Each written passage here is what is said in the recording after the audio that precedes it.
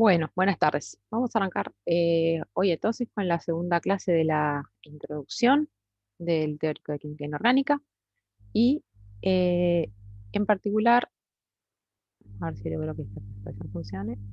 Ahí va. En la primera clase estuvimos hablando de las propiedades atómicas, de las propiedades de los elementos, y en esta segunda clase vamos a empezar a hablar de algunos conceptos de enlace.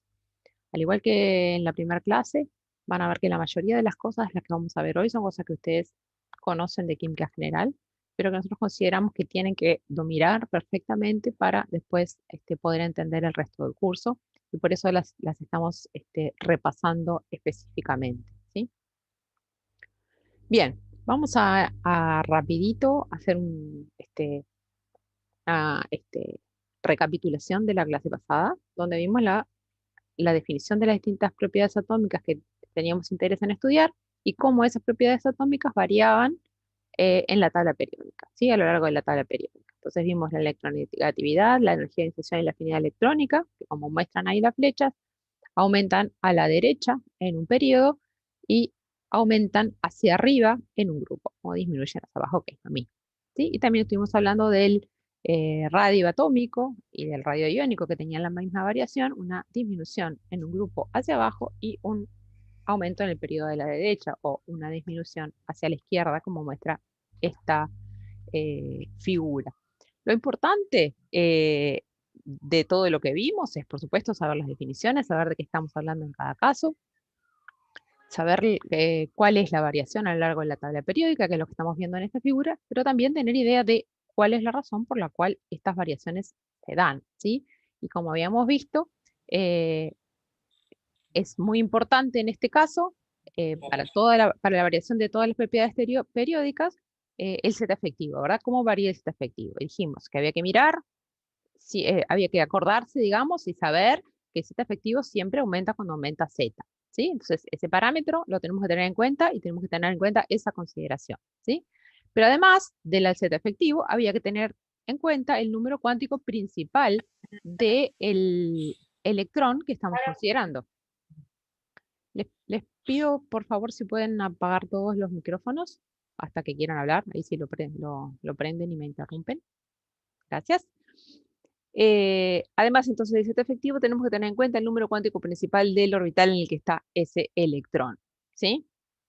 Porque como vimos en la clase pasada, según el número cuántico principal, va a ser la distancia a la cual la mayor probabilidad de encontrar ese electrón que está en ese orbital del núcleo, ¿verdad? Entonces, si pensamos claramente en la ley de Coulomb, ¿sí? Lo que vemos es que la fuerza con la que el núcleo va a atraer a ese electrón va a depender, por un lado, de las cargas, o sea, la carga del electrón y la carga del núcleo, que nosotros la vamos a medir como Z efectivo, y por otro lado, de la distancia, que la vamos a de alguna manera a tener en cuenta en función del número cuántico principal del orbital, ¿sí?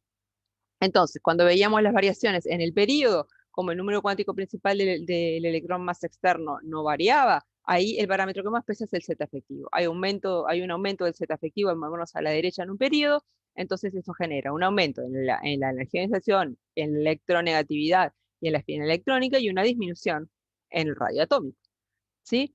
Y cuando miramos en un grupo, ahí hay un aumento también del Z efectivo, pero también hay un aumento del número cuántico principal del electrón más externo, ¿sí? Y por lo tanto, eso va a determinar que haya una disminución al bajar en el grupo de la energía de inserción, de la afinidad electrónica de la electronegativa, y un aumento del radio atómico. ¿Está? Esto simplemente para hacer una recapitulación de lo que habíamos visto la clase pasada, y que son cosas que tenemos que tener clarísimas para poder seguir.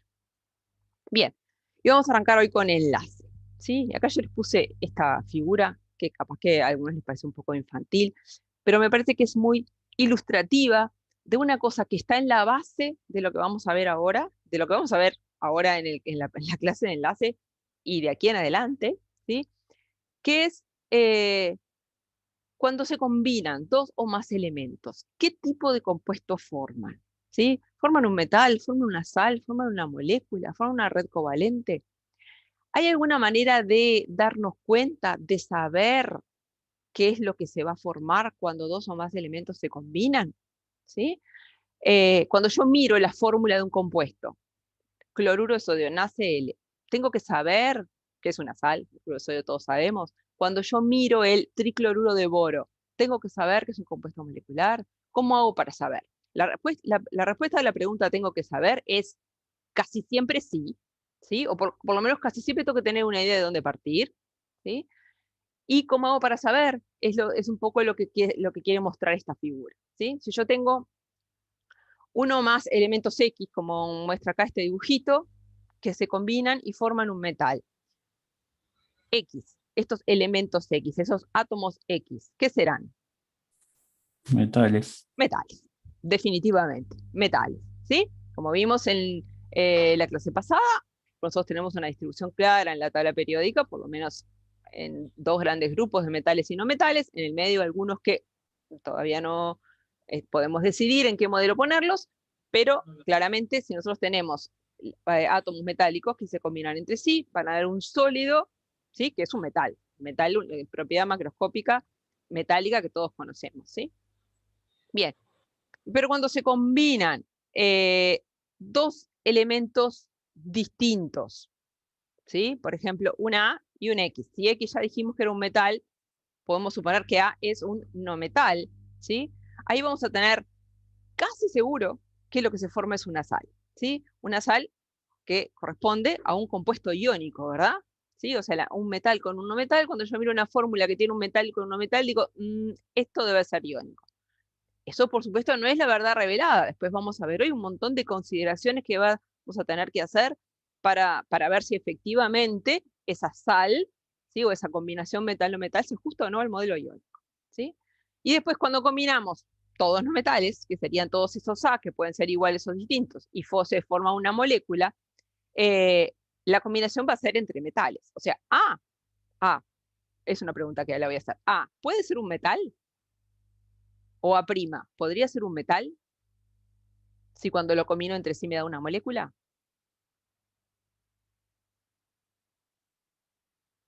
¿Qué les parece a ustedes? ¿Los metales cuando se combinan entre sí dan moléculas? ¿La molécula de sodio existe? No, vendría a Dan ser. redes. Dan redes metálicas, no dan moléculas. ¿Sí? La definición de molécula, una molécula es un conjunto discreto de átomos unidos por enlace covalente. ¿Discreto qué quiere decir? Que empieza y termina. Agua, H2O, un oxígeno, dos hidrógeno, empieza y termina hasta la molécula de agua. ¿Tá? Una red no es una molécula, ¿sí? O sea, dos metales cuando se unen forman una red metálica, ¿sí? Para formar una molécula yo tengo que tener dos no metales que se unen. Entonces, cuando yo miro la fórmula de un compuesto y está formada por uno o más no metales, digo, sospecho aquí que esto puede ser un compuesto molecular o uno de red covalente, ¿sí? Pero voy a sospechar ahí un enlace covalente. Insisto, como vamos a ver hoy, a veces hay compuestos formados por dos no metales que se apartan de ese modelo que estamos considerando como covalente, como modelo de molécula, y eso también lo vamos a tener en cuenta y vamos a tratar de pensar cuáles son las características que puede tener que hacen que se aparte de ese modelo. Pero como en grandes números, digamos, vamos a tener los metales que van a tener enlace metálico uniendo esa red que ustedes me dijeron de átomos iguales metálicos unidos por lo que vamos a llamar enlace metálico. En las sales formadas por un metal y un no metal, vamos a tener un compuesto iónico, ¿verdad? Y el enlace que vamos a tener ahí es un enlace de tipo iónico, ¿sí? De atracción electrostática. Y cuando tenemos dos no metales, se van a unir entre sí por enlace covalente, ¿sí? Entonces, esos van a ser nuestros tres grandes modelos de enlace, donde vamos a tratar de ir acomodando todos los compuestos en nuestros modelos. Cuando tenemos compuestos que no se ajustan totalmente a estos modelos, el problema no son los compuestos, el problema son nuestros modelos, ¿sí? Nosotros tenemos tres modelos y tenemos que tratar de encasillar todo ahí. Pero hay cosas que no se quieren encasillar y bueno, vamos a tener que tener algunas consideraciones en ese sentido. Bien, vamos a empezar entonces a hablar un poco de el enlace. Todas cosas que ustedes saben. Cuando yo tengo un compuesto iónico, voy a tener la formación de aniones y cationes, ¿sí? Va a estar formado por aniones y cationes que se van a distribuir en una red iónica tridimensional como esta que se muestra acá abajo, ¿sí? Cuando yo tengo la fórmula de un compuesto iónico de una sal cloruro de sodio, como si fuera la única sal que existiera, ponemos el mismo ejemplo, No tengo un sodio y un cloruro. Tengo infinitos sodios e infinitos cloruros formando una red tridimensional iónica, infinitos cationes sodio, infinitos aniones cloruro, formando esta red iónica infinita, ¿sí? La fórmula mínima es a cloruro de sodio, que me muestra que hay por cada catión sodio hay un anión cloruro en esa red infinita, ¿sí? Pero no quiere decir que haya un cloruro y un sodio, ¿verdad? No es así, es una red tridimensional infinita de aniones y cationes, y la fuerza de atracción entre ellos es de naturaleza electrostática en el modelo iónico puro, o sea, atracción de cargas, ¿sí? Bien, en la otra punta tenemos el modelo de enlace covalente, ¿sí? Cuando tenemos uno o más no metales, ¿sí? Que se van a unir por enlace covalente, ¿sí? Acá no tenemos formación de iones, tenemos los átomos neutros que van a compartir electrones en lo que llamamos el enlace covalente, para formar moléculas, como esta que está abajo a la derecha, que sería la molécula de metano, por ejemplo. No dice qué átomo es, pero podría ser, ¿sí? Un carbono en el medio, 4 hidrógenos alrededor. Cada carbono está unido con un hidrógeno compartiendo un par de electrones, formando un enlace covalente. O podríamos tener también la unión de no metales iguales o distintos, formando lo que se llaman las redes covalentes. Como les dije hoy, una molécula es un conjunto discreto de átomos. Un metano es un carbono con 4 hidrógenos. La figura que tenemos aquí abajo de esta red covalente es una red infinita de átomos de carbono. Esto es el carbono grafito, ¿verdad? Que todos ustedes lo conocen perfectamente. Y es una red covalente. Pero la definición del enlace en esa red covalente es la misma. Es la misma que en la molécula. Entre un átomo y el otro de carbono va a haber una superposición orbital, una compartición, si ustedes quieren, de ese par de electrones del enlace. Pero como les decía hoy, no todos los compuestos ni los elementos se van a ajustar estrictamente a estos modelos que estamos teniendo nosotros, que estamos considerando nosotros. Y vamos a poder tener compuestos iónicos, pero que van a tener cierto carácter covalente, o sea, la unión de esos aniones y cationes no solo va a ser de naturaleza electrostática, sino va a haber algo de superposición orbital y de compartición de los electrones, ¿sí? Entonces esos van a ser compuestos iónicos con carácter covalente. Y vamos a utilizar las reglas de Fastness para tratar de, digamos, ver cuánto carácter covalente tiene un compuesto iónico. Reglas de Fastness que ustedes ya vieron también en química general, pero que ahora vamos a repasar nuevamente. Y lo mismo si miramos desde el otro lado. Si vengo desde de los compuestos covalentes, según la diferencia de electronegatividad entre esos átomos A y A', casi son iguales no, pero si yo tengo no metales diferentes formando un enlace que tienen diferencia de electronegatividad, según esa diferencia de electronegatividad yo voy a poder tener lo que se llama un carácter iónico parcial de ese enlace. ¿Es un enlace covalente? Sí, los electrones se comparten, sí, pero hay un cierto carácter iónico, ¿sí? Una cierta distribución de las cargas, de fracciones de carga sobre un átomo y otro que hace que ese enlace tenga un cierto carácter iónico. Que vamos a hacer igual que en el otro sentido, ver de alguna manera cómo medir o saber cuál es el carácter iónico parcial de un enlace covalente. Bien, vamos a empezar entonces por el modelo iónico. ¿Sí? Lo que caracteriza desde el punto de vista energético a un compuesto iónico es su energía de red. ¿Sí? Acá no es que tengamos un enlace iónico. ¿Sí? A veces se le llama, pero en realidad no es un enlace en realidad. O por lo menos no es un enlace como el covalente. ¿Sí? Lo que tenemos es una atracción electrostática entre iones. Una carga positiva, una carga negativa, muchas de ellas en el espacio formado tres redes tridimensionales de la forma más compacta posible, porque en estos compuestos iónicos el enlace no es direccional, o sea, mayor cantidad de cargas negativas rodean una positiva y viceversa, más estable va a ser la red, esa red tridimensional, ¿sí? Y esa red va a estar caracterizada por una energía de red, que es la energía involucrada en esta reacción que tenemos acá, ¿sí? En la formación de la red a partir de los iones en estados gaseosos. Esa es la definición de energía de red, ¿sí? Si la definimos de esta manera, la energía de red como correspondiente a la formación del compuesto sólido a partir de los iones gaseosos, la energía de red va a tener un signo negativo, ¿sí? Porque se libera energía como consecuencia de la formación de esta red, ¿sí? Abajo tenemos la típica el típico ejemplo del cloruro de sodio. Catión sodio más anión cloruro para el cloruro de sodio van a tener una determinada energía de red que definida de esta manera va a tener un valor negativo.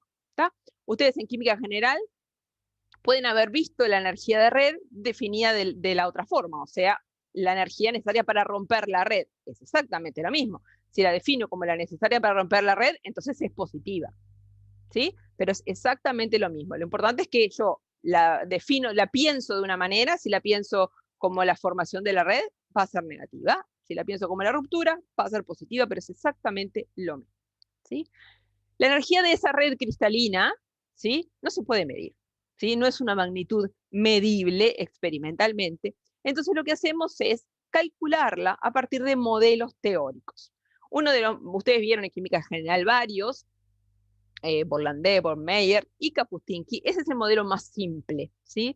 De estimación de cuánto puede valer la energía de una red cristalina, la energía de red de un compuesto iónico, ¿sí?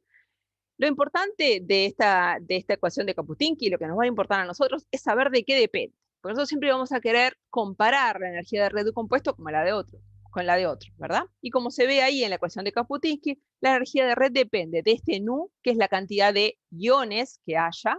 Si lo vamos para el caso del cloruro de sodio sería 2, pero si fuera una sal que tuviera, no sé, cloruro de calcio, nu sería 3. De la Z del catión, que es la carga del catión, Z del anión, que es la carga del anión, y abajo, ¿sí? Depende inversamente de la suma de los radios del catión y del anión, ¿sí? Entonces, eso es lo que tenemos que tener clarísimo. La ecuación de la energía de red de un compuesto iónico depende de las cargas del anión y del catión, y por lo tanto, porque están íntimamente relacionadas, de la estequiometría del compuesto, ¿sí? Y variaciones ahí arriba en la estequiometría y por lo tanto en las cargas de anión y catión van a generar grandes variaciones de la energía de red, ¿sí? Y además depende de la suma de los radios del anión y del catión, ¿sí? Que también cuando yo varío el radio del anión y el radio del catión va a variar la energía de red, sí, inversamente con el tamaño, pero va a variar menos que si yo cambio la parte de arriba, ¿sí? Porque ahí cuando yo cambio la carga, cambia en una unidad, ¿sí? O en 2 el número de iones, y eso hace que el cambio en la magnitud de la energía de 3 sea mucho más grande que cuando yo solo cambio para la misma estequiometría el radio del anión o del catión. Pero definitivamente depende de esas cosas, y como dijimos, definida como la formación del compuesto iónico a partir de los iones gaseosos va a ser un número negativo. Bien. Profe, una pregunta. Sí. No, dale vos. La B, esa era la cantidad de átomos de... Nu, se llama. Sí, la cantidad de iones en la estequiometría del compuesto. Para cloruro de sodio, 2. Un catión, un anión. Si fuera cloruro de calcio, 3. Sí. ¿Alguien más me quería preguntar? No, sí, la mía era la misma pregunta, así que está. Ah, ok, listo. Muy bien. ¿Está? O sea, importantísimo recordar que se nos quede pegada esta ecuación de Kapuscinski para saber exactamente de qué depende la energía de red. Como dijimos, no se puede medir, la podemos estimar a partir de la ecuación de Kapuscinski, pero la podemos calcular, ¿sí? A partir de lo que ustedes también conocen, que es un ciclo de Born-Haber. ¿Cómo vamos a poder entonces calcular la energía de red a partir de un ciclo de Born-Haber? Utilizando el delta H de formación del compuesto iónico. ¿Sí? Nosotros vamos a partir para este ciclo termodinámico del delta H de formación, que es esta ecuación que tenemos acá abajo, ¿sí? Tenemos potasio sólido, como el delta H de formación a partir de los elementos en su estado estándar, potasio sólido, que es un metal, más un medio de flúor gaseoso. La molécula de flúor es una molécula diatómica gaseosa en su estado estándar, para dar el compuesto sólido. Eso es el delta H de formación, ¿sí? Bien, el delta H de formación, como el delta H de cualquier reacción química, o de la mayoría de las reacciones químicas, yo lo puedo medir, ¿sí? Por ejemplo, mirando el calor desprendido cuando esa reacción se da, ¿sí? En un calorímetro, ustedes todo esto lo vieron en química general, pero es una magnitud que yo la puedo medir, ¿sí? Y después como en cualquier ciclo termodinámico, yo voy a ir de estos mismos reactivos a estos mismos productos, en vez de por el camino corto, que es el delta H de formación, por un camino más largo, ¿sí? Aplicando la ley de Hess. No voy a entrar en mucho detalle sobre los ciclos termodinámicos, porque vamos a tener una clase o más de ciclos termodinámicos específicamente. ¿Sí? Ahora solo quiero enfocarme en particular a qué información podemos sacar de este ciclo para caracterizar un compuesto iónico. ¿Sí?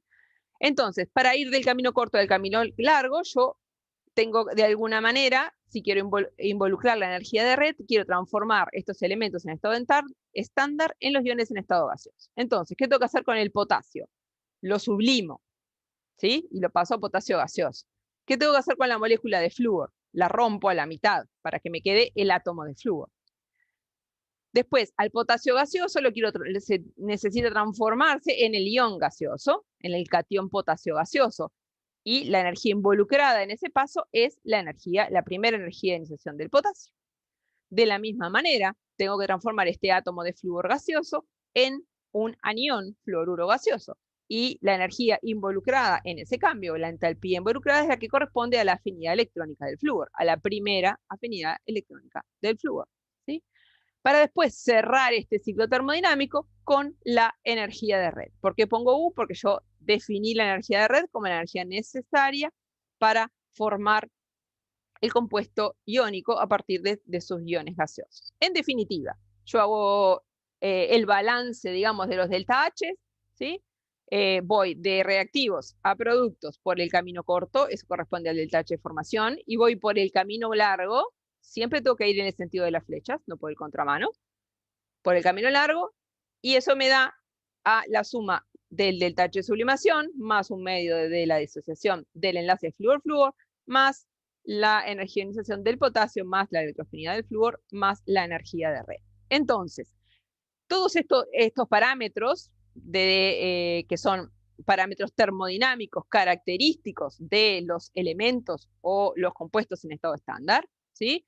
Los tengo en una tabla. El delta H de sublimación de cualquier metal, el delta H de disociación de un enlace en un no metal, la energía de ionización también la encuentro en una tabla, la afinidad electrónica la encuentro en una tabla, y el delta H de formación lo puedo medir y lo encuentro en una tabla. Entonces, a partir de estos datos termodinámicos, utilizando un ciclo de von Haber, yo puedo conocer el valor real, ¿sí? No estimado, real, de la energía de red de un determinado compuesto iónico. ¿Sí?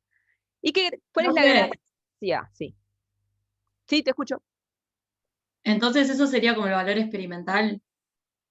Sí, en realidad no es experimental porque no es medible, ¿no?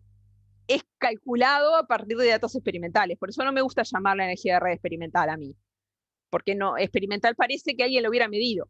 En realidad nadie la midió. Ah. La calculamos a partir de datos experimentales. En ese sentido, sí es experimental. ¿Me explico? Sí, gracias. Okay. Entonces, ¿qué gracia tiene eso?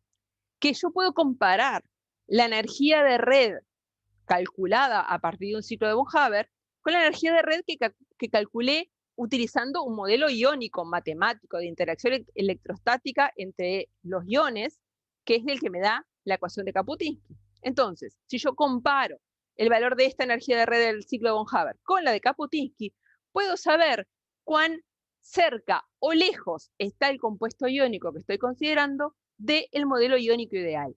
Porque la ecuación de Kapuscinski me muestra cuál es el modelo iónico ideal, porque está obtenida a partir de ecuaciones que consideran solamente interacción electrostática de las cargas entre los aniones y los cationes. Esta U, la que calculo con el ciclo de von Haber, esta energía de red, considera los datos experimentales. Es una energía de red real, si quieren. Si yo comparo esas dos, puedo saber cuán lejos está mi compuesto iónico del modelo iónico puro. ¿Sí? O sea, hablándolo mal, cuán iónico, cuán iónico es mi compuesto iónico. ¿Sí? ¿Por qué? Porque como vimos la clase pasada en este mismo dibujito, yo voy a poder tener teóricamente un compuesto iónico puro, donde yo tenga totalmente una separación total de las cargas, o sea, estas líneas representan la densidad electrónica del anión y del catión, en este caso, en el compuesto iónico puro, pero yo voy a poder tener un compuesto iónico que está polarizado, o sea, un compuesto iónico con cierto carácter covalente.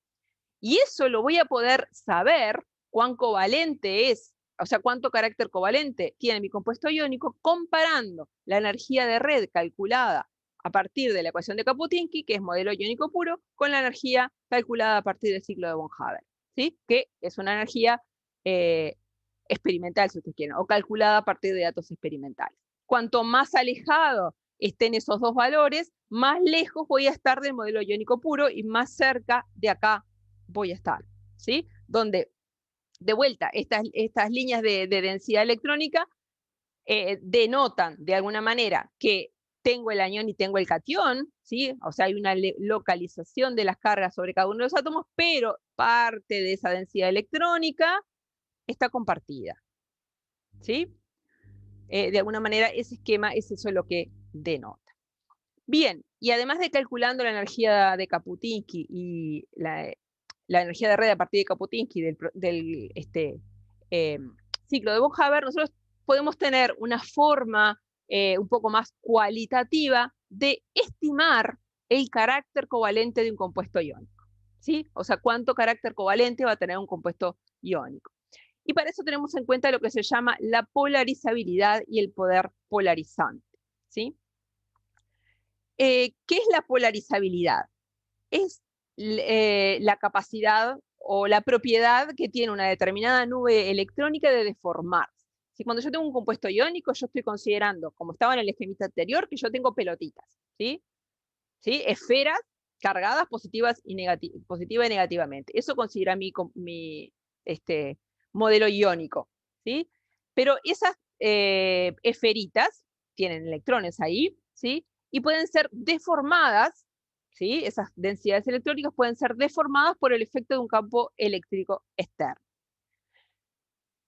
¿Quiénes van a ser las más fácilmente deformables? Las nubes electrónicas más grandes, ¿sí? Por ejemplo, y van a ser la de los aniones. Si comparo catión con anión, en general los aniones son más grandes que los cationes, es decir, en grandes números. Entonces, los aniones van a ser polarizables. O sea, su nube electrónica, la nube electrónica del anión, va a ser deformable por el efecto de ¿quién? En este caso, ¿del campo eléctrico de quién? Del campo eléctrico del catión, ¿sí? Que es el más chiquito, y vamos a decir que es el que va a tener un poder polarizante. O sea, los cationes van a polarizar la nube electrónica de los aniones. Ojo con esto que estoy diciendo, que no es la verdad revelada ni es general. Puede haber cationes muy grandes interactuando con aniones muy chiquitos y que esta relación se dé al revés. Pero son los menos esos casos, ¿sí? Entonces, la generalidad es esta que yo les estoy diciendo. El catión, que es el más chiquito, va a polarizar la nube electrónica del anión, o sea, la va a deformar, ¿sí? Y como dicen las ecuaciones estas que están abajo, esa polarizabilidad, ¿sí? Del anión va a depender de la carga del anión y del radio del mismo. Y de la misma manera, el poder polarizante de un catión va a depender, como dice la ecuación, de la carga de ese catión y del radio del catión, ¿sí? Y esto, bien, ¿qué tiene que ver con lo que acabo de decir antes de un compuesto iónico con más carácter covalente? Si volvemos a la diapositiva anterior, ¿qué es lo que le pasó a la nube electrónica de este anión, que estaba esférica preciosa? Se deformó, ¿sí? Por efecto de la presencia del catión. Esto es lo que sucede. Cuando hay una polarización del enlace, ¿sí?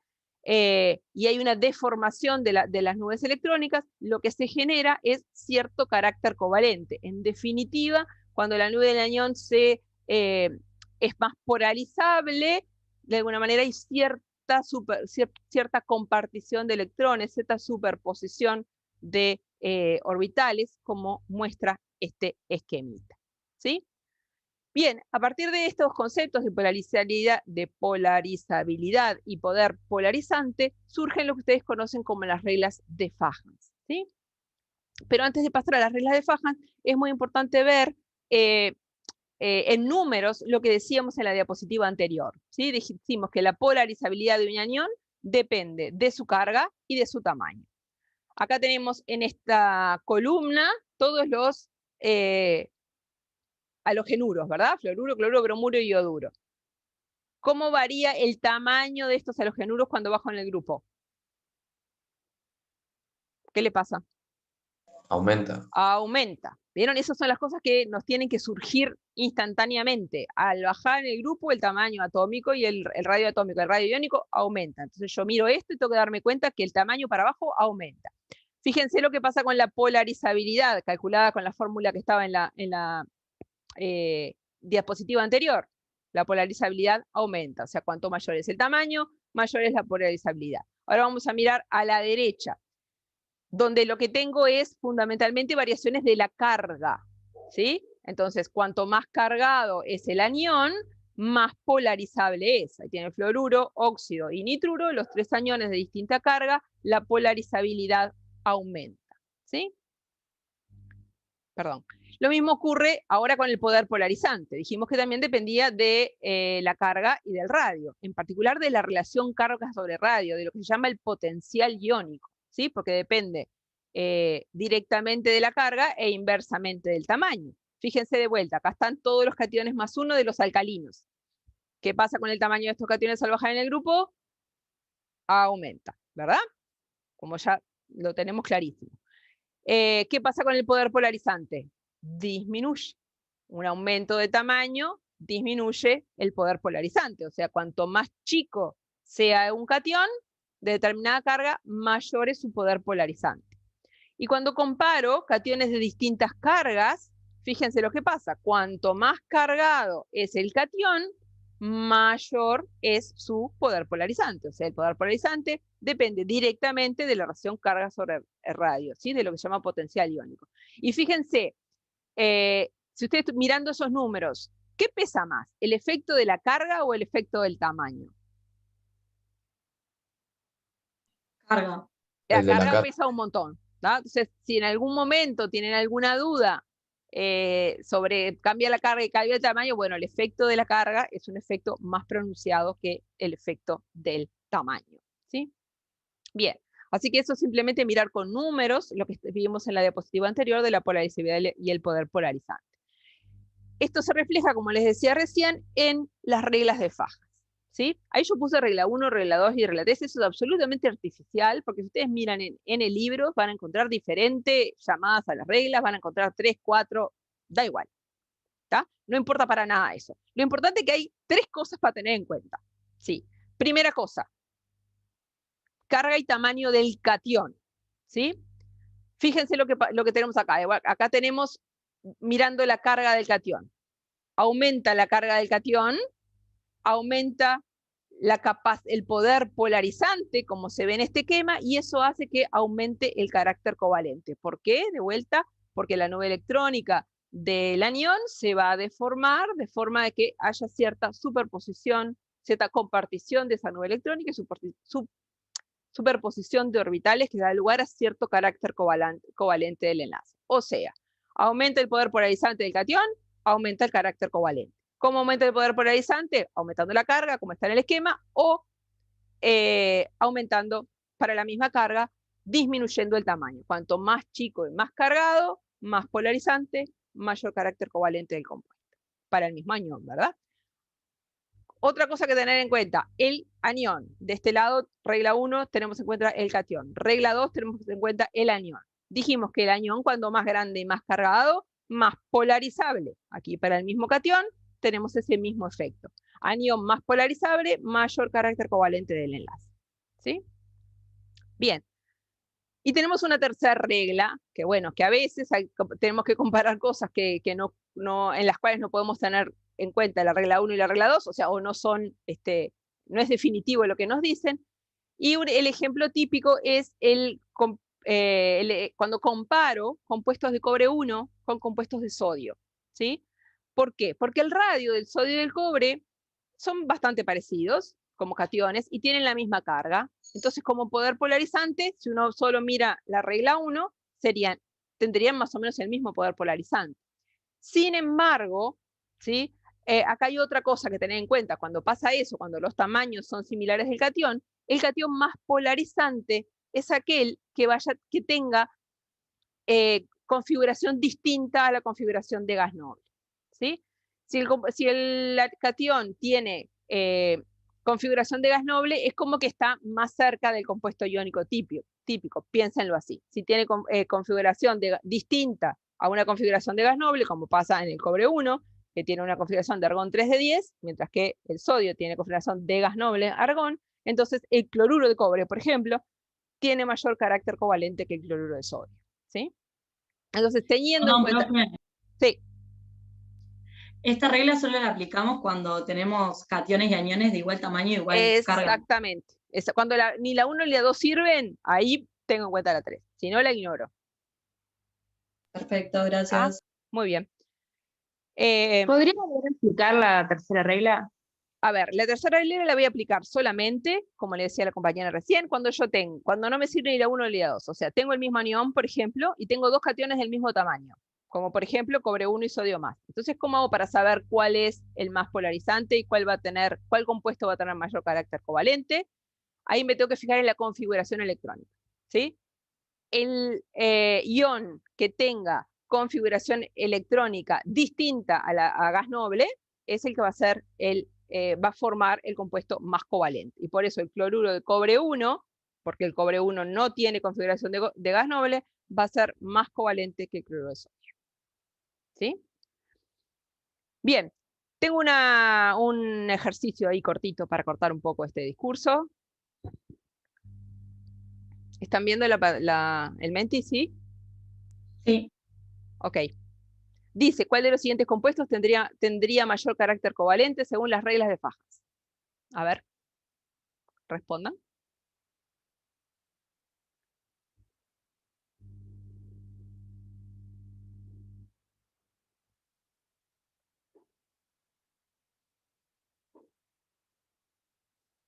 ¿No se están viendo los resultados?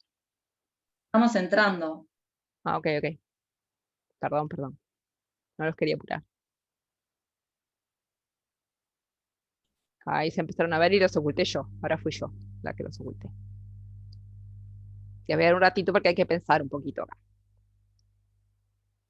¿Cómo era el link? ¿Mentimeter cómo? El link era menti.com. Ahí está arriba, mirá. Acá arriba de la diapositiva. Menti.com. A ver,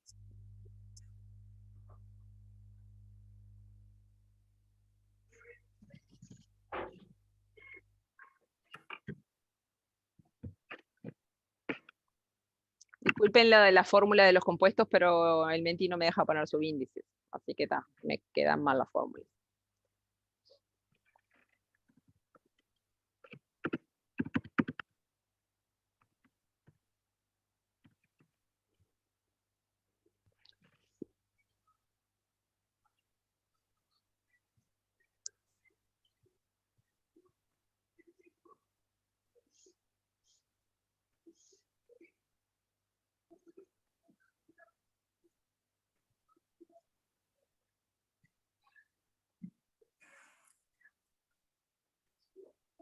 Bien, a ver, vamos a mirar los resultados, a ver cómo vamos. El sulfuro de magnesio va ganando bastante.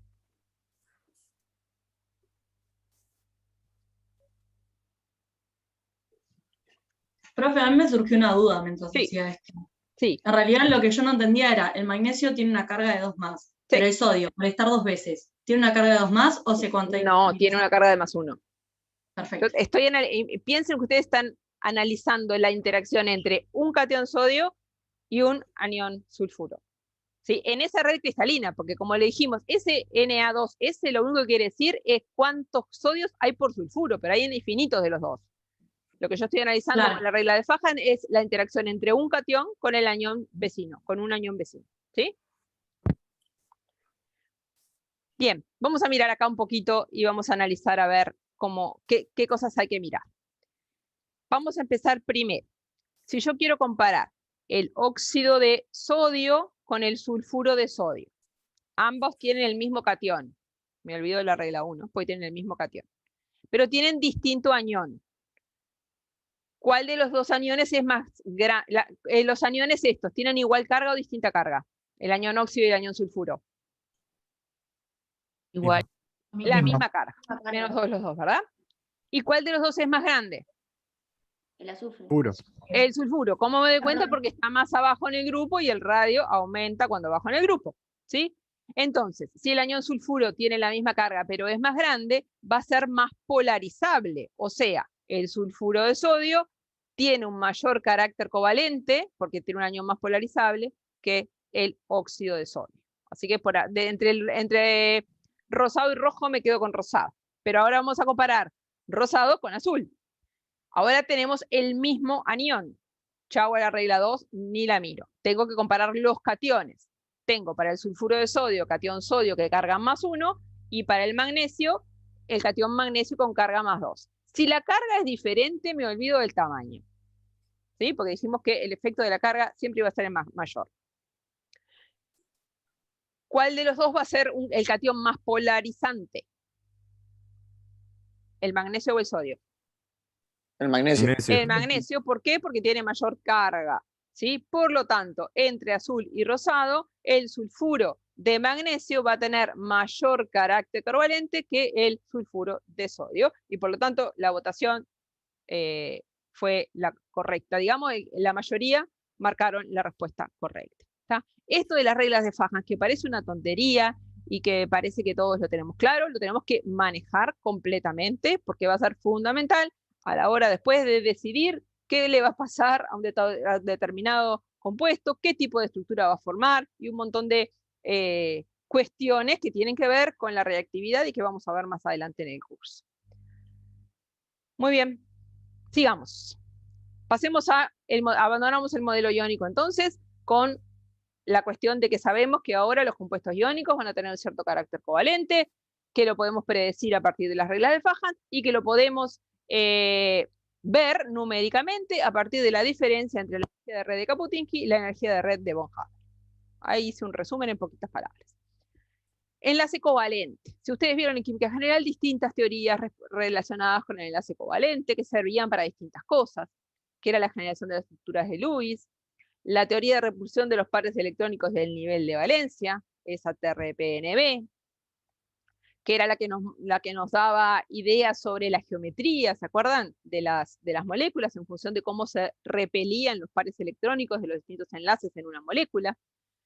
La teoría de unión de valencia, que tenía que ver con la generación de orbitales híbridos, ¿se acuerdan? Que en algunos casos postulábamos que había que hibridar esos orbitales, había que tener una combinación de orbitales para poder explicar los datos experimentales respecto a una determinada molécula. Y otro modelo de enlace o forma de explicar el enlace covalente que ustedes vieron fue la teoría de orbitales moleculares. De las tres tenemos que saber un montón de cosas. Tenemos que saber hacer una estructura de Lewis, sí o sí. Tenemos que saber, a partir de una estructura de Lewis, predecir la geometría de una molécula. Sí, hay que saberlo, ¿sí? Tenemos que saber si un determinado átomo forma un determinado número de enlaces, si forma una molécula de determinada geometría, tenemos que saber cuál es la hibridación que tenemos que postular para ese átomo central, ¿sí? Todas esas cosas las tenemos que saber, y yo les recomiendo fuertemente que si les quedaron dudas o no se acuerdan de química general, les den un repasito, porque las vamos a usar todo el tiempo. Todas estas cosas las vamos a usar todo el tiempo a lo largo de todo el curso. ¿Alguien escribió en el chat? Recuerden que yo no puedo ver el chat al mismo tiempo, compartir la pantalla, así que si quieren preguntar algo, les pido que me interrumpan, ¿tá? Bien, de todas estas teorías del enlace covalente, o de todas estas explicaciones del modelo covalente, nos vamos a detener un poquito en la teoría de orbitales moleculares, ¿sí? Porque es un poquito más compleja que las demás, ¿sí? Y vamos a ver que también nos va a dar mucha información y la vamos a utilizar más adelante para explicar el enlace en varios compuestos a lo largo del curso, ¿sí? Simplemente como repaso, ¿sí? La teoría de orbitales moleculares dice que a partir de n orbitales atómicos, ¿sí? que están disponibles en un átomo para enlazarse, ¿sí? Se van a formar n orbitales moleculares. Ejemplo más sencillo de todo es la molécula de hidrógeno, que es la que aparece ahí. Cada átomo de hidrógeno va a aportar un orbital 1s, que lo vamos a escribir en un diagrama de energía como una rayita horizontal. Esto corresponde al orbital 1s, que es el orbital de valencia del hidrógeno. Y a partir de la combinación lineal de las funciones de onda de estos orbitales atómicos 1s, se van a formar dos orbitales moleculares. O sea, dos orbitales atómicos siempre van a dar lugar a dos orbitales moleculares. Un orbital molecular que vamos a llamar enlazante, que es el de menor energía, y que corresponde a la combinación lineal suma de las funciones de onda de los orbitales atómicos. Porque cuando yo digo combinación lineal, es la combinación lineal en sentido matemático, ¿no? La suma y la resta, ¿sí?, de las funciones de onda de los orbitales atómicos, multiplicada por estos coeficientes que vamos a ver que tienen cierta importancia. Pero, primero que nada, entonces, dos orbitales atómicos dan lugar a dos orbitales moleculares, uno enlazante, que es el de menor energía, y uno antienlazante, que es el de mayor energía, y el antienlazante corresponde a la combinación lineal resta. ¿Sí? Bien. ¿Cómo son esos orbitales moleculares enlazantes y antienlazantes? ¿Y por qué se llaman así? ¿Sí? Estos orbitales moleculares, en la teoría de orbitales moleculares, lo que suponemos es que cuando se forma una molécula, cuando se forma un enlace covalente, los orbitales atómicos de valencia, que son los que van a participar en los enlaces, dejan de ser del átomo, ¿sí?, y pasan a formar parte de otros orbitales, que son los que llamamos orbitales moleculares, que son los orbitales de la molécula, ¿sí?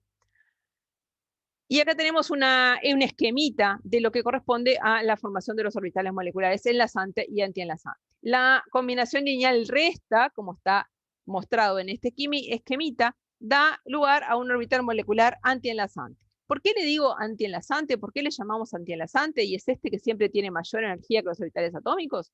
Porque este orbital molecular, que surge de hacer esta cuenta, la de abajo, la combinación lineal, tiene un plano nodal en el eje de enlace. ¿Sí? Tengo el núcleo A, el núcleo B, este es el eje de enlace. Este orbital molecular antienlazante tiene un plano nodal acá en el medio. ¿Qué significa eso? Que ese orbital molecular no está contribuyendo al enlace, ¿sí? Si nosotros pensamos en el enlace covalente como un enlace en el que se comparten un par de electrones entre dos átomos.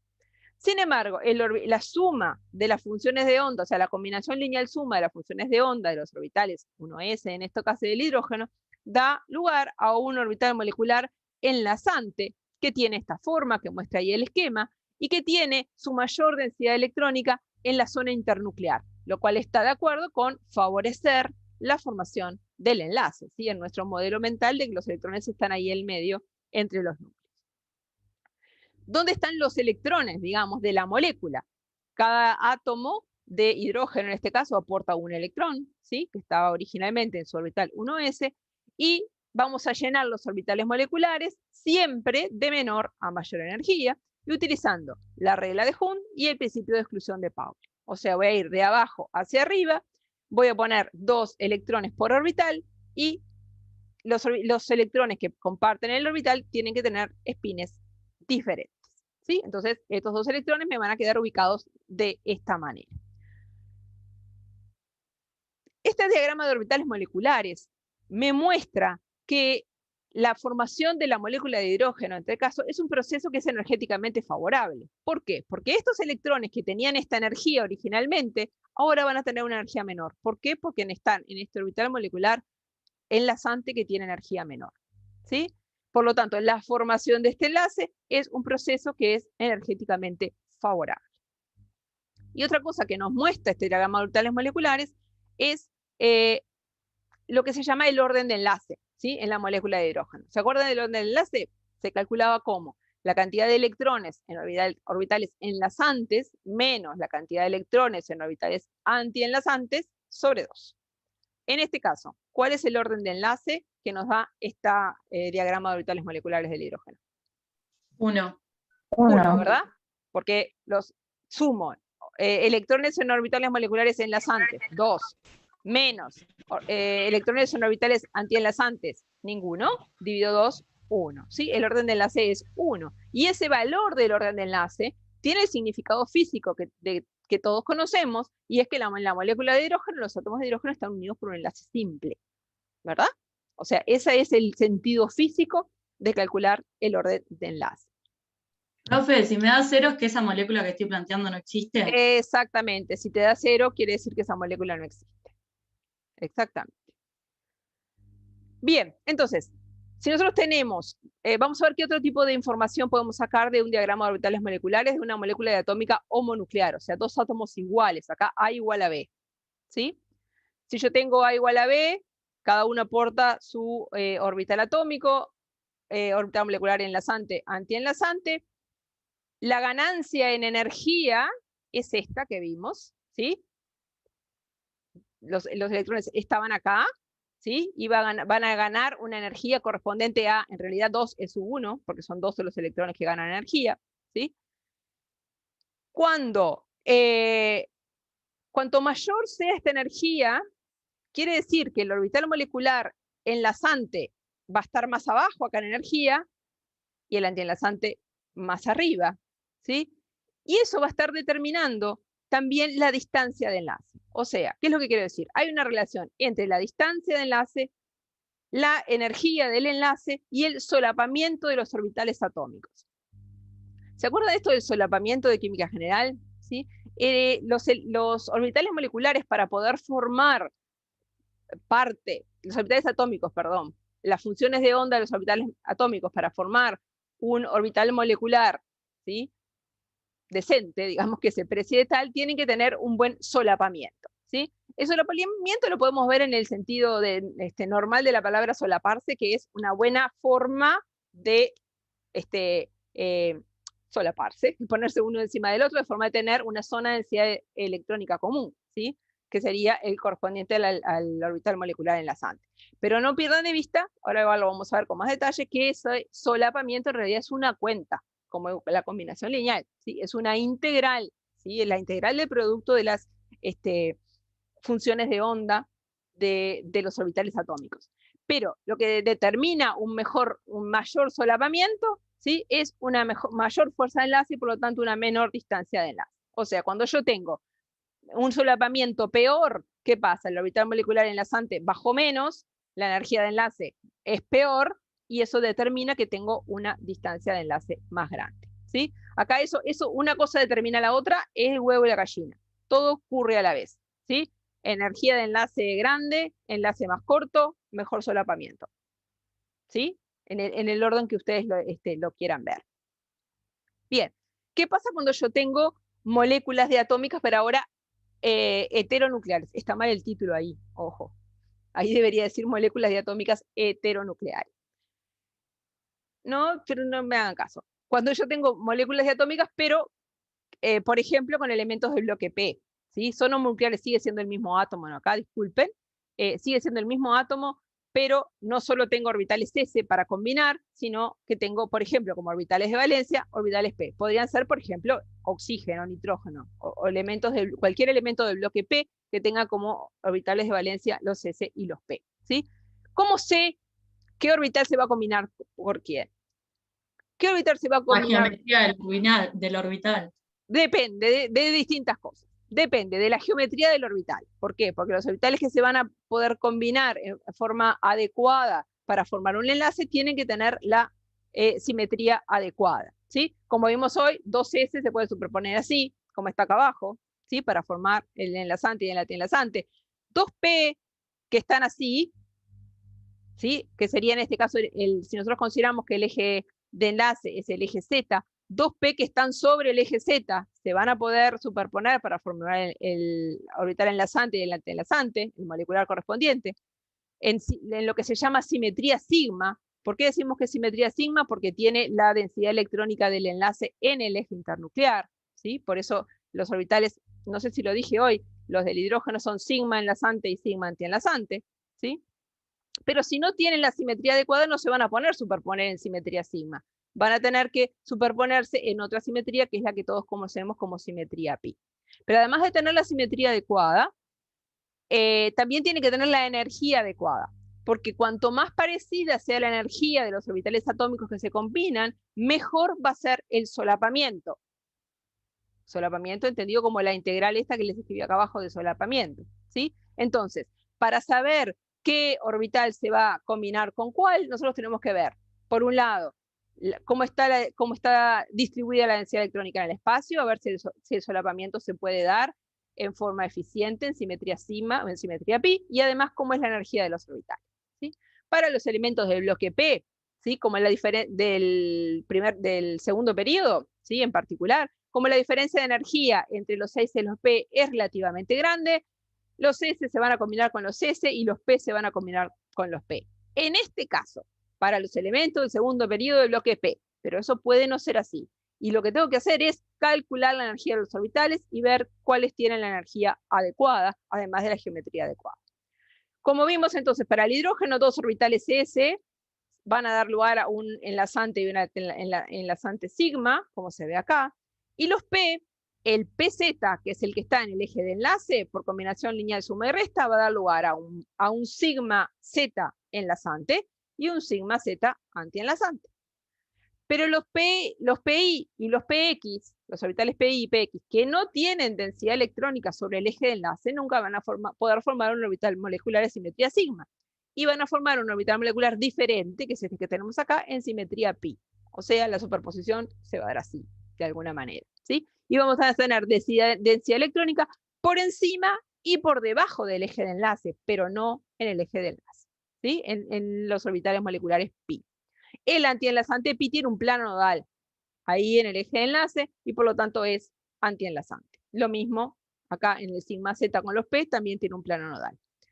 En definitiva, voy a tener esta distribución de energía de los orbitales moleculares, ¿sí? Y como siempre, voy a llenar los orbitales de menor a mayor energía, regla de Hund y principio de exclusión de Pauli. Y acá tenemos las moléculas diatómicas de los elementos del segundo periodo, simplemente como ejemplo. Acá contamos los electrones. El boro tiene 3 electrones de valencia, 2 átomos de boro, 6 electrones, me quedan 2, 4, 6, me van a quedar así. El carbono, 4 electrones de valencia, 2, 4, 6, 8, y así sucesivamente. ¿Sí? Vamos, sumamos la suma de los electrones de valencia y los ponemos en las orbitales correspondientes de menor a mayor energía. Este orden de energía que tenemos acá, ¿sí? Ven que a partir de la molécula de oxígeno ya no se cumple, ya hay una variación en el orden del sigma Z enlazante con el pi enlazante. ¿Cómo podemos hacer para saber eso? De ninguna manera. Hay que calcular la energía de esos orbitales. Se calcula con métodos de cálculo, ¿sí? Computacionales de cálculo, ¿verdad? Lo que nosotros podemos saber es, para estas moléculas sencillas del segundo periodo, sí, hay que saber que de oxígeno para adelante esa diferencia de energía es distinta, ¿sí? que en los otros casos. Para estos casos, para el resto de cualquier molécula que queramos ver, no hay cómo predecir, ¿sí? No hay cómo predecir. En la mayoría de los casos no hay cómo predecir. Hay que calcular las energías de cada uno de esos orbitales moleculares. ¿Qué otra información nos da un diagrama de orbitales moleculares? Nos dice si una molécula determinada es paramagnética o diamagnética. ¿Se acuerdan que un compuesto paramagnético era aquel que tenía electrones desapareados y uno diamagnético los tiene todos apareados, ¿sí?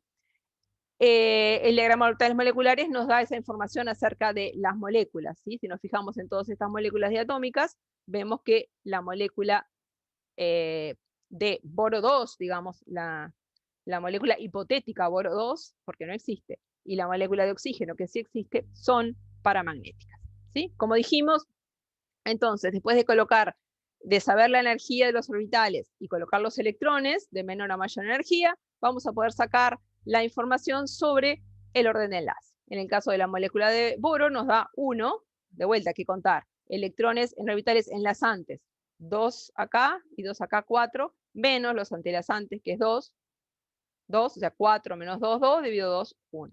¿Sí? Así para todas. Nos da para la de carbono 2, orden de enlace 2, para el nitrógeno, orden de enlace 3, de acuerdo a lo que sabemos de la molécula de nitrógeno, además que forma un enlace triple, porque la molécula de nitrógeno sí existe. Un orden de enlace 2 nos va a dar para el oxígeno, enlace doble para el oxígeno, y un orden de enlace 1 para la molécula de flúor, ¿sí? Haciendo esa misma cuenta. Y como dijimos, este orden de enlace está relacionado con la distancia de enlace y con la energía de enlace. A mayor orden de enlace, mayor energía de enlace, menor distancia, ¿sí? Muy bien. Y ahora sí pasamos a las moléculas diatómicas heteronucleares, o sea, donde los átomos son distintos. Ahí se complica un partido fácil, porque primera cosa que tenemos que saber, cuando nosotros ponemos a combinar los orbitales atómicos para dar los orbitales moleculares correspondientes, ¿qué energía le pongo a esos orbitales atómicos? ¿Cuál va más abajo y cuál va más arriba en este esquema, digamos? Y eso va a depender de la energía de los orbitales. Y la energía de los orbitales, como de un electrón en un orbital, ustedes saben que se puede calcular con esta fórmula, la teoría química general, ¿sí? Que depende del Z efectivo, ¿sí? O sea, a mayor Z efectivo, menor va a ser la energía del orbital. Y un parámetro que todos nosotros que ya vimos que depende directamente del Z efectivo es la electronegatividad, que depende igual del Z efectivo. O sea, a mayor Z efectivo, mayor electronegatividad. ¿Se acuerdan? Porque el Z efectivo aumentaba para la derecha, igual que la electronegatividad, aumentaba para arriba en un grupo, igual que la electronegatividad. Entonces, la electronegatividad, que es un parámetro que está en cualquier tabla y que podemos ver fácilmente, nos da una idea, ¿sí?, de cuál es la energía de ese orbital, ¿sí?, la electronegatividad del átomo. Entonces, los átomos más electronegativos van a tener orbitales con menor energía que los menos electronegativos, ¿sí? O sea, entre A y B, B es el átomo más electronegativo. ¿Qué sucede ahora? La combinación lineal de orbitales atómicos es igual, la combinación lineal suma da lugar a un orbital enlazante y la combinación lineal resta da lugar a un orbital antienlazante, pero ahora la contribución que tiene este orbital enlazante de los distintos orbitales atómicos no es igual. En el caso anterior, los dos contribuían igual al orbital atómico y por lo tanto los coeficientes de la combinación lineal eran iguales. En el caso de una molécula diatómica, el elemento más electronegativo contribuye más al orbital molecular enlazante que el menos electronegativo. Y por lo tanto, y lo contrario ocurre con el antienlazante, ¿verdad? Y por lo tanto los coeficientes no son iguales. Lo cual está de acuerdo con nuestra idea de que el átomo más electronegativo va a traer los electrones del enlace hacia sí. O sea, el orbital, los electrones no van a estar solo más cerca en distancia, sino el orbital molecular enlazante que contiene esos electrones es el que va a estar más cerca en energía del átomo más electronegativo. Y eso es lo que se muestra acá en esta diferencia de energía, ¿sí? Está más cerca de este y más lejos del menos electronegativo, y lo que decimos es que este orbital molecular tiene mayor contribución del átomo B que del átomo A, y eso se ve en los coeficientes de la combinación lineal. Bien, pero de vuelta, cuando tengo que combinar, sí. Cuando hay dos átomos diferentes, ¿no? Sí. Y el átomo que es menos electronegativo, o sea, el que está más arriba en energía, tiene un solo electrón, ponele, ¿no? Sí. Sea un S. ¿Va a aportar al antienlazante antes que al enlazante? ¿Es el electrón que tiene? Entiendo. Por ejemplo, en esta figura que estamos viendo ahora acá, Sí. acá en el fluoruro de hidrógeno tenemos el hidrógeno que aporta su orbital S con su electrón y el flúor con sus orbitales de valencia, ¿sí?, sus electrones de valencia 2s y 2p. ¿Cómo hago para saber quién se combina con qué? De vuelta, tengo que ver la energía de cada uno de esos orbitales. Entonces, para ver quién se combina con quién y ver cuál es la contribución de cada uno, tengo que ver la energía, definitivamente. En el caso del hidrógeno y del flúor, la energía del hidrógeno, la calculo así con esta fórmula, la energía del electrón 1s del hidrógeno es más parecida a la energía de los electrones 2p del flúor que los 2s. Entonces, ¿qué pasa con los electrones 2s del flúor? No participan en el enlace, en definitiva. Los electrones 2s del flúor no van a participar en el enlace y van a quedar formando lo que se llama un orbital molecular no enlazante. ¿Por qué se llama no enlazante? Porque no va ni a favor ni en contra del enlace, ¿sí? Es un orbital que tiene alto carácter de orbital atómico. Es como si no le hubiera pasado nada, como si no le hubiera pasado la combinación lineal, ¿sí? ¿Y qué pasa con los orbitales P del flúor? Se van a combinar con el orbital 1s del flúor. ¿Cuál orbital P se va a combinar? El PZ. ¿Por qué? Porque es el que tiene la densidad electrónica en el eje de enlace y por lo tanto la integral del solapamiento es la que va a dar mejor. Va a dar lugar a un sigma enlazante y un sigma antienlazante. ¿Qué pasa con los otros orbitales P? No tienen con quién combinarse. Porque el hidrógeno solo tiene el 1s de valencia, ya lo usó. Entonces van a también quedar en el diagrama orbitales moleculares y en la molécula como orbitales no enlazantes, ¿sí? Igual que acá el 2s.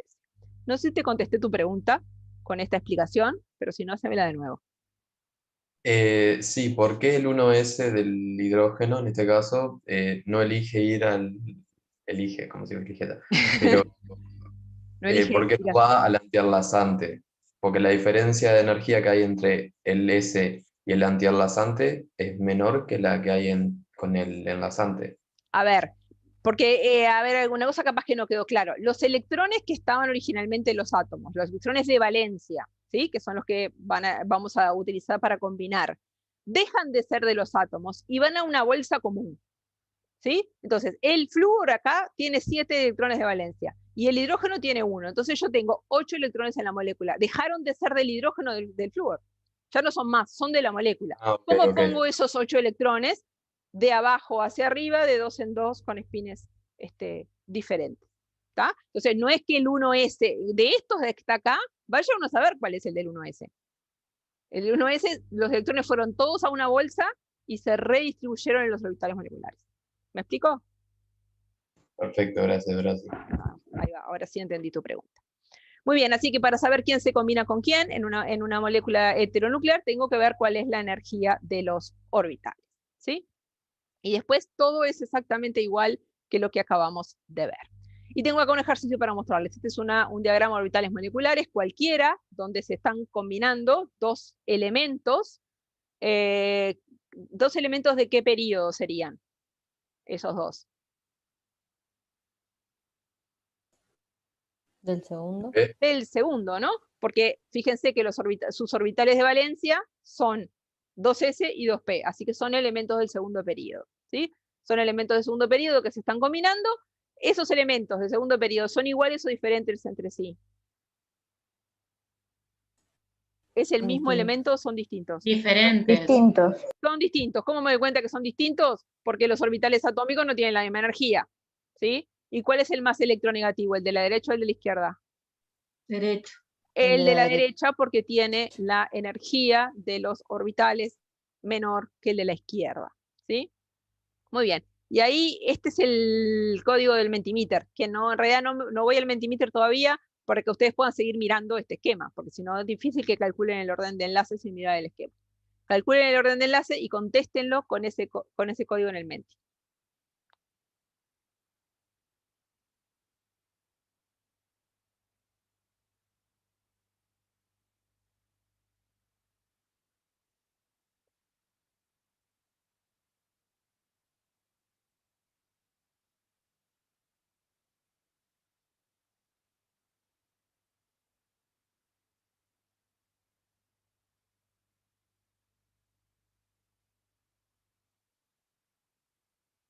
Me voy.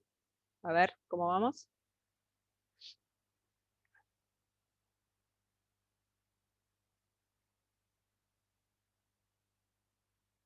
Tres le dio a mayoría, algunos le dio 5.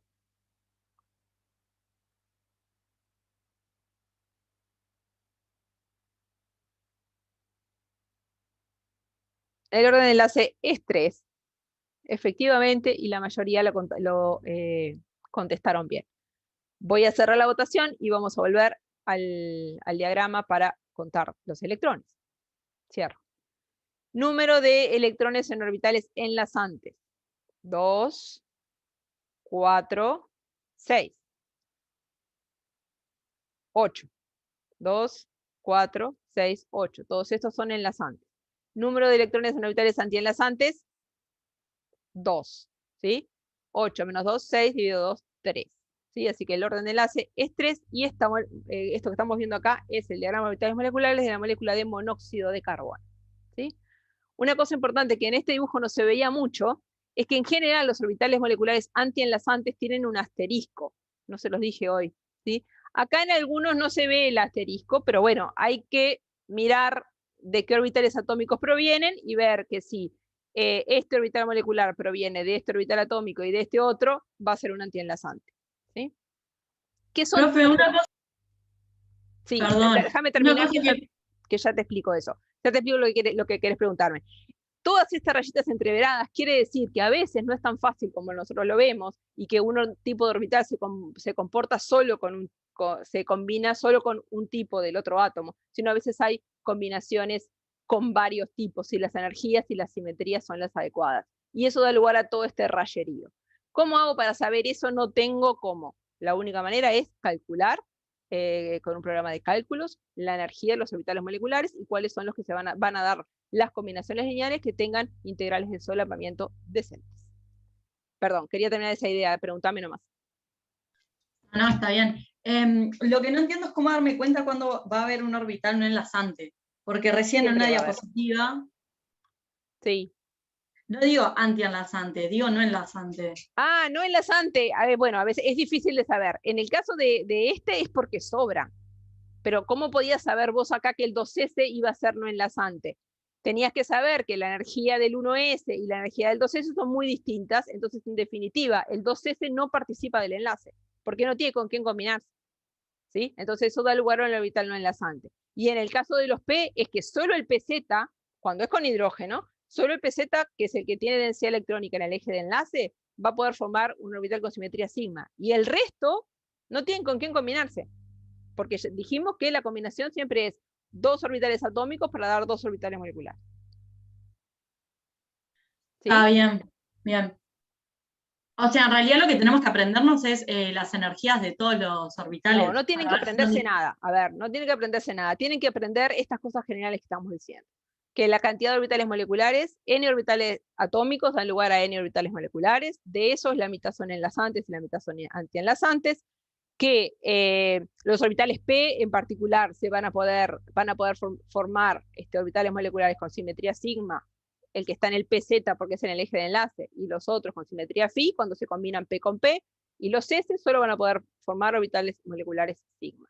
¿Y qué información sacar de un diagrama de orbitales moleculares? No hay que saberse más nada que eso. Perfecto. Vamos a tener, Gracias. perdón que interrumpí. Vamos Sí. a tener que hacer este tipo de diagramas nosotros. Fabricarlos, Vamos a sacar información. fabricarlos ustedes no, van a tener que sacar información. De repente, Dale, de perfecto. algún caso particular que vayamos viendo a lo largo del curso, recuerden que esto es una introducción, ¿no? O sea, esto es la base para otras cosas. Sí. De repente nosotros a lo largo del curso vamos a estudiar diagramas de orbitales moleculares de moléculas particulares, a las que le vamos a dar mucha importancia a su diagrama orbital molecular, y eso sí te diría, lo tenés que saber. ¿Está? Pero en términos perfecto. generales no hay por qué saber, no hay cómo saber. ¿Sí? Vos podés tener una cierta idea de cómo se ordenan los orbitales moleculares, pero para una molécula cualquiera, poneme a mí el amoníaco, no tengo la menor idea cómo hacer el diagrama de orbitales moleculares. ¿Está? O sea, hay que saber Sí, las gracias. cosas grandes sobre esta teoría. Bien, para terminar, el mismo esquemita que hoy. Cuando tengo un enlace apolar, o sea, A y B son iguales o A y B tienen electronegatividades muy parecidas, lo que va a suceder es que los orbitales moleculares van a tener igual contribución de los dos átomos, voy a tener un enlace apolar, y como les decía, la energía de enlace va a ser la energía correspondiente a la disminución de la energía de los electrones cuando pasan de estar los orbitales atómicos al orbital molecular. ¿Sí?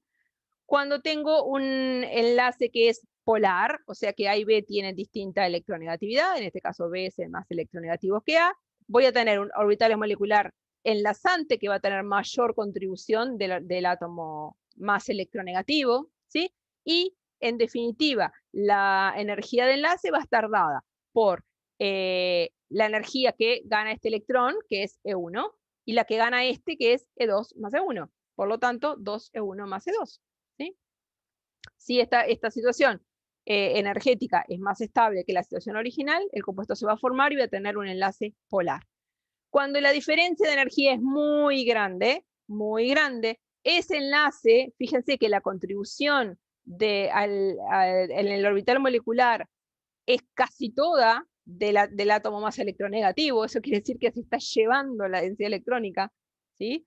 El átomo más electronegativo, y este pobre está lejos en energía, en distancia, en todo, ¿sí? Ahí es donde voy a tener un enlace que va a ser principalmente iónico, ¿sí? Con alto carácter iónico, ¿sí? Y esto es la analogía con lo que habíamos visto en estos otros esquemitas, ¿sí? El enlace apolar, que vendría a ser este, el enlace casi totalmente iónico, que vendría a ser este, y en el medio los enlaces con cierto carácter covalente, con cierto carácter iónico, ¿sí?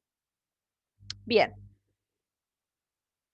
Y volviendo a este esquema, ¿se acuerdan que dijimos que así como había compuestos iónicos con cierto carácter covalente, y vimos en el diagrama de orbitales moleculares, va a haber compuestos covalentes, compuestos moleculares, compuestos con enlace covalente, cuyo enlace covalente va a ser polar, que va a tener cierta componente iónica. Y como hemos visto, eso estaba relacionado con la diferencia de electronegatividad, ¿sí? Si dos átomos tienen distinta electronegatividad, como vimos en el diagrama de orbitales moleculares, ese átomo va a atraer más fuertemente los electrones hacia sí. La energía del orbital molecular enlazante va a ser más parecida a la del orbital atómico, ¿sí? O sea, la densidad electrónica va a estar concentrada ahí, en el átomo más electronegativo. Va a haber una densidad de carga negativa sobre ese átomo y una densidad de carga positiva sobre el otro, dando lugar a un enlace covalente polar, ¿sí? Este dibujito, esta interpretación es la misma que acabamos de ver con el diagrama de orbitales moleculares. Y vamos a ver cómo podemos de alguna manera calcular el carácter iónico de un enlace covalente. Así como vimos el carácter covalente de un enlace iónico con la regla de Fajans, ahora vamos a utilizar lo que se llama el carácter iónico parcial, ¿sí? Que es una forma de, digamos, de cuantificar o de medir la contribución iónica que tiene un determinado enlace covalente, ¿sí? Un buen señor llamado Pauling encontró esta ecuación que vincula el porcentaje de carácter iónico con la diferencia de electronegatividad, ¿sí? Y acá tenemos graficado el carácter iónico parcial en función de la diferencia de electronegatividad. La línea roja es lo que corresponde a la ecuación de Pauling. Acá el carácter iónico parcial, este que tenemos acá, que corresponde a los puntos, es calculado, es una relación entre el momento dipolar del enlace experimental medido, dividido el momento dipolar del enlace considerando que el compuesto es iónico, ¿sí? Que hay una separación anión-catión, ¿sí? Como medida del carácter iónico parcial. Si ustedes ven, para estos compuestos sencillos binarios que tenemos acá, hay una razonable correlación, ¿sí? Entre la ecuación de Pauling, la diferencia de electronegatividad y el carácter iónico parcial calculado en función de los momentos dipolares, ¿sí? ¿Qué es lo que vemos en esta gráfica? Cuando el carácter iónico parcial es menor que 50%, que es la flecha azul acá, es cuando la diferencia de electronegatividad entre los átomos es aproximadamente 1,7. ¿Sí? Ahí tenemos, el número ese 1,7 es un número mágico que ustedes le enseñaban en el liceo, que si era mayor que 1,7, la diferencia de electronegatividad del compuesto era iónico, y si era menor que 1,7 era covalente. Bueno, eso no es tan así, pero bueno, de alguna manera, ¿sí? Ese 1,7 de diferencia de electronegatividad lo que nos da es un carácter iónico parcial del 50%. Medio iónico, medio covalente. Y si se fijan, acá tenemos claramente compuestos moleculares, ¿sí? Hidrógeno, los haluros de hidrógeno, interhalógeno, son todos compuestos moleculares que están con un carácter iónico parcial menor que 50%, y acá lo que claramente veríamos como compuestos iónicos. A ver, acá está lo que yo les decía hoy al principio de la clase de hoy. Yo miro estas sales que están acá, estos compuestos que están acá, estas fórmulas, digo, metal, no metal, metal, no metal, metal, no metal. En mi primera aproximación, todo iónico. Miro para acá abajo y digo, no metal, no metal, no metal, hidrógeno, todo covalente. O sea, me planto en esos modelos. Después va a haber cosas que se van a acercar al medio en el que el modelo no me va a servir, pero yo me planto desde ahí y después pienso. ¿Está? Bien, a su vez una cosa importante es que esto del carácter iónico parcial no se aleja de lo que vimos en la regla de Fajans, ¿sí? Es lo mismo visto. El carácter iónico parcial es los compuestos del medio, los compuestos de tránsito entre iónico y covalente, visto desde el lado covalente hacia el iónico, ¿sí? Enlace polar, y la regla de Fajans nos dan desde el modelo iónico yendo para el modelo covalente, ¿sí? A partir de las reglas de Fajans. Pero llegamos al mismo punto. Y fíjense que ahí tenemos, en esos que yo les marqué ahí, que son los haluros de potasio, tenemos ioduro de potasio, bromuro de potasio, cloruro de potasio y fluoruro de potasio. Si ustedes se fijan, y utilizamos la regla de Fajans, el que tiene el anión más grande es el que tiene mayor carácter covalente, o sea, menor carácter iónico parcial, ¿sí? O sea, ahí se ve clarito en los haluros de potasio que las reglas de Fajans también se cumplen acá. Mismo catión, el que tiene el anión más grande es el que tiene el carácter iónico parcial más chico, o sea, el que es el más covalente, ¿sí? Y acá el fluoruro de hidrógeno, que es el que tiene el anión, más chiquito, es el que tiene menor carácter covalente, el que se acerca más al modelo iónico, y por lo tanto es el que tiene el carácter iónico parcial más grande y la diferencia de electronegatividad mayor. O sea, todo cierra, por suerte, para nosotros, ¿sí? Muy bien. Una cosa importante del enlace covalente es las energías de enlace, porque nosotros vamos a tener que ver para estudiar la estabilidad y la reactividad de los compuestos que forman enlaces covalentes, cómo es la variación de las energías de enlace, cómo es la energía de enlace, ¿sí? Y acá tenemos una tabla que muestra las energías de enlace de algunos elementos de los elementos de los grupos 15, 16 y 17 de la tabla periódica con hidrógeno, por poner algún ejemplo, ¿sí? Y ahí tenemos los valores en kilojoule por mol.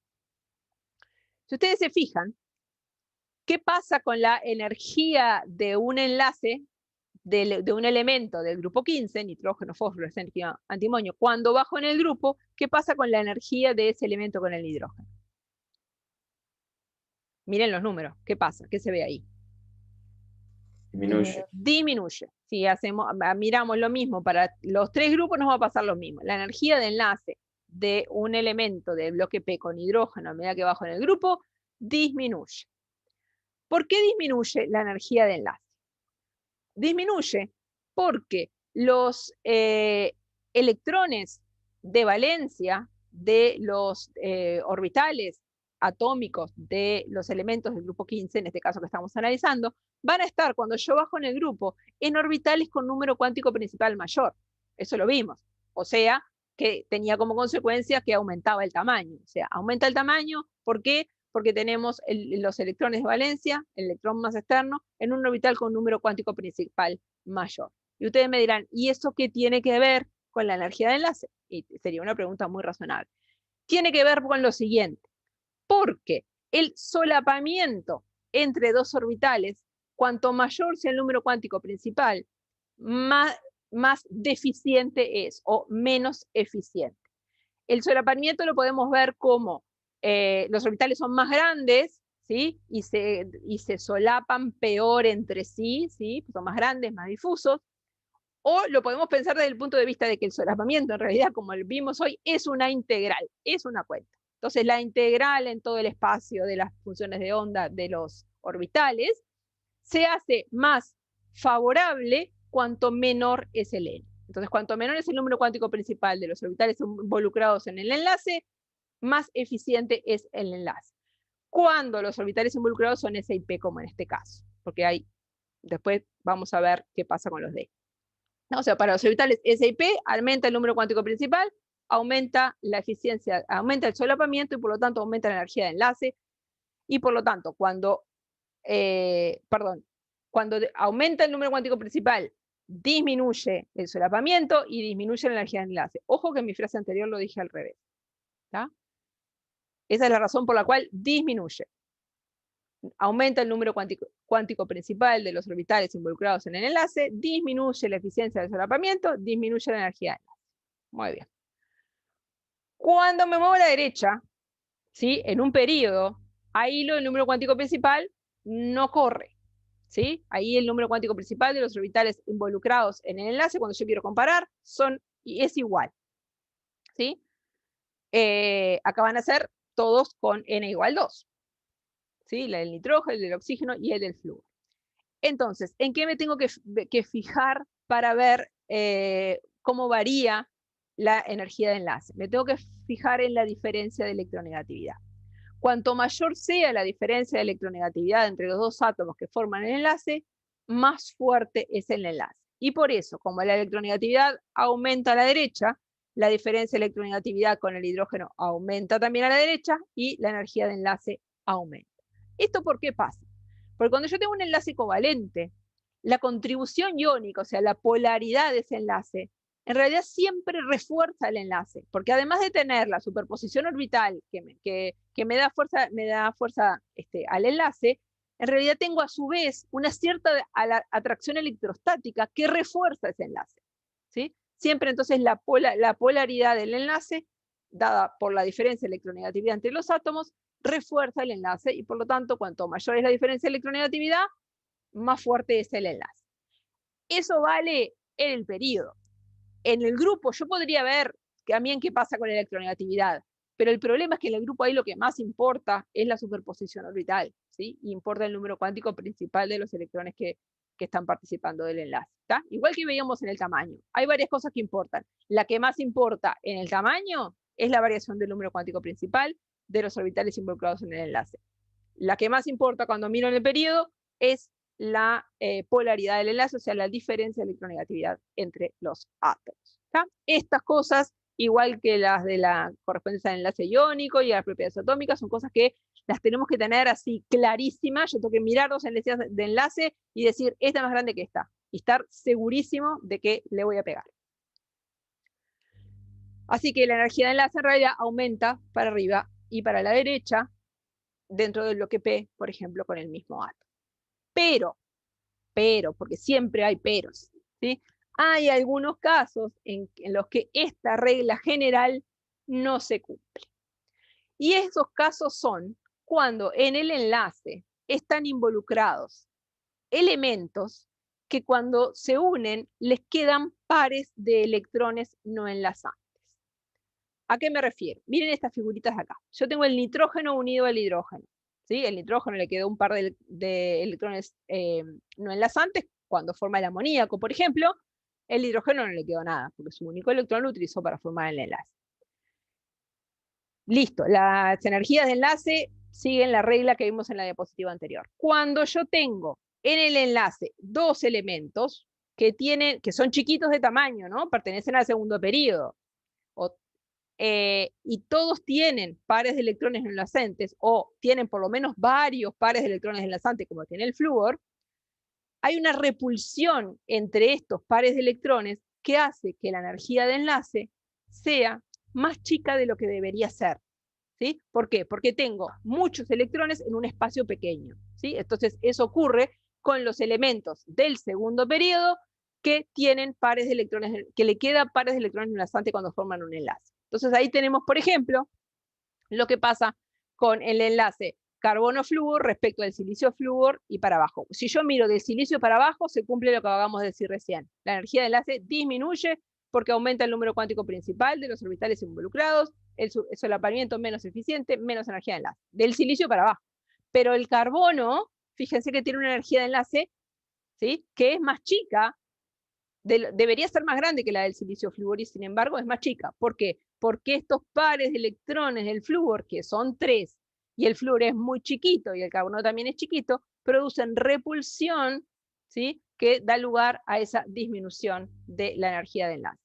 Ocurre en esta, ocurre en el nitrógeno flúor, ocurre en el oxígeno flúor, ¿sí? Y acá, en esta es peor todavía, porque acá tanto el oxígeno como el flúor le quedan pares de electrones no enlazantes. Entonces, la regla general es la que vimos en la diapositiva anterior. Pero, ojo, para los elementos del segundo periodo, cuando se unen con otro elemento que tiene pares de electrones no enlazantes, esas energías de enlace son más chicas de lo que deberían ser. Otra cosa que, esto hay que acordarse, sí, hay que saberlo. Cuando yo miro la energía de enlace, cuando yo comparo, tengo que saber comparar, y para la comparación hay que tener en cuenta esto que acabo de explicar. Bien, ¿qué consecuencias tiene la polarización del enlace, las energías de enlace, los compuestos que tienen carácter covalente, iónicos con cierto carácter covalente o moleculares con cierto carácter iónico? Tiene consecuencias en sus propiedades. O sea, no solo en que nosotros no tenemos un modelo donde ponerlos, ¿sí? Tenemos que acercarlos lo más que podamos al modelo iónico o al modelo covalente, pero no hay un modelo para ellos. El problema no es de ellos, como les decía el otro día, es nuestro, que no tenemos un modelo, pero entonces lo tenemos que empujar medio a prepo para donde nos parezca que tienen que ir. Entonces cuando uno tiene un metal y un no metal, dice, bueno, como les decía hoy, tengo un metal con no metal, esto me huele a iónico, pero bueno, ojo, que puede haber problemas. Por ejemplo, acá tenemos 3 compuestos de manganeso con oxígeno, metal, no metal. Dijimos, estos me huelen a iónico. El óxido de manganeso 2 es un compuesto iónico, pero ya acá tenemos un manganeso con carga más 4, con un poder polarizante enorme, y por lo tanto esto, ponele que capaz que podía haber sido iónico, pero tiene un carácter covalente enorme. ¿Cómo me doy cuenta? Por la regla de Fajans. Tengo un catión muy cargado, muy polarizante, compuesto con alto carácter covalente. Y ni hablar cuando me paso a este óxido de manganeso 7. Cuando acá ya no hay manera, cuando yo tengo un elemento, aunque sea un metal, en estado de oxidación muy alto, como es en este caso manganeso 7, no hay manera de que esto sea iónico, porque su poder polarizante es tan grande que esto se transforma en un compuesto que es molecular. O sea, ni siquiera es un compuesto iónico de carácter covalente, es una molécula, ¿sí? ¿Cómo veo eso? ¿Y cómo me doy cuenta? ¿Cómo me doy cuenta que me corrí tanto hacia el modelo de al lado que me caí en el otro modelo? O sea, venía del iónico y me fui corriendo hasta que me caí en el modelo covalente, ¿sí? Para el pentóxido de manganeso. ¿Cómo me doy cuenta de eso? Me doy cuenta en características que tienen los distintos compuestos según el enlace y que me dan pistas de para dónde me tengo que mover, ¿sí? Entonces, por ejemplo, el dióxido de manganeso, el óxido de manganeso 2 tiene un punto de fusión alto, típico de cualquier compuesto iónico. El dióxido de manganeso tiene un compuesto, un punto de fusión ya más bajo, no tan claramente de un compuesto iónico, un poco más bajo, pero bueno, podría decir que el dióxido de manganeso tiene un punto de fusión alto, lo trato como iónico, pero está más dudoso. Pero si ustedes se fijan, en el pentóxido en el heptóxido de dimanganeso, tiene un punto de fusión de menos 20, o sea, esto es claramente bajísimo, o sea, es claramente un compuesto de tipo molecular, ¿sí? Ahí me caí en el otro modelo. Y lo mismo pasa con el tipo de estructuras que forman. El óxido de manganeso 2 forma una estructura tipo cloruro de sodio, una estructura típica de un compuesto iónico. El dióxido de manganeso fue una estructura de tipo rutilo, las vamos a ver todas estas más adelante, que son características de compuestos iónicos con cierto carácter covalente, ¿sí? Que no son, que tienen índice de coordinación más chicos, ya vamos a ver muchas características de esas estructuras de los compuestos de tránsito. Y el pentóxido de manganeso es un compuesto molecular, es una molécula, como si fuera agua, por más metal no metal que tengamos ahí, ¿está? Entonces, un poco es llevarlos en esa dirección de que es importante saber en qué modelo, desde dónde parto. Cuando yo tengo un metal con un metal, parto del modelo iónico, pero sabiendo que dependiendo de la carga de esta oxidación del metal, me puedo incluso caer en el covalente. Y cuando yo tengo dos no metales, me paro en un modelo covalente, en un modelo de enlace covalente, que dependiendo de la diferencia de electronegatividad, se me puede ir corriendo un poco la polaridad de esos enlaces más hacia el lado iónico. ¿Está? Bueno, vamos a dejar por acá porque ya es la hora. La clase que viene vemos enlace metálico y arrancamos ya con la parte de reacciones químicas. Si tienen alguna pregunta.